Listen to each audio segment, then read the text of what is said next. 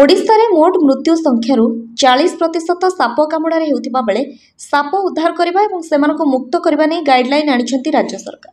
Shop Dharali द्वारा अधिक लोके रहुथिबा स्थान किंबा घर भितर साप को उद्धार तथा मुक्त करने ओडिशा जंगल परिवेश और जलवायु परिवर्तन विभाग नूतन निर्देशनामा जारी करिसेंती।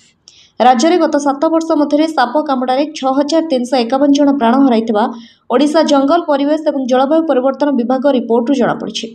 एबे विभागर गाइडलाइन आसिबा परे साप धराली माने अधिक दायित्ववान होई मनीष प्रवण अंचल साप उद्धार करने सहित सेमानकु नै प्राकृतिक परिवेश रे सुरक्षित छाड़िबे। विभाग द्वारा जारी होइतिबा गाइडलाइन पालन करिबारे त्रुटि परिलक्षित हेले वन्य सुरक्षा आईन 1972 द्वारा कार्यानुष्ठान होई पारे।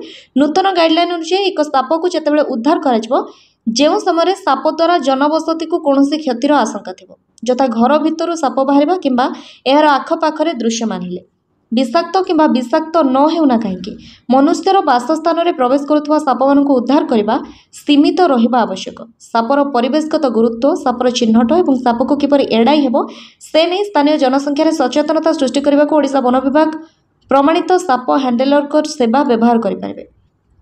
पंजीकृत होइतिबा साप धराली माने सेमानक सेवा प्रति कौनसी पेमेंट करने ओडिशा वन विभाग बाध्य नुहे। सर्टिफाइड साप हैंडलर द्वारा उद्धार कार्य बाधा सृष्टि करथिबा व्यक्ति प्रति दंड विधान होई पारे।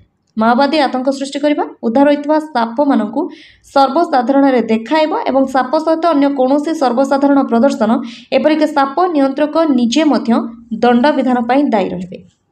ब्यूरो रिपोर्ट अभय न्यूज ओडिशा।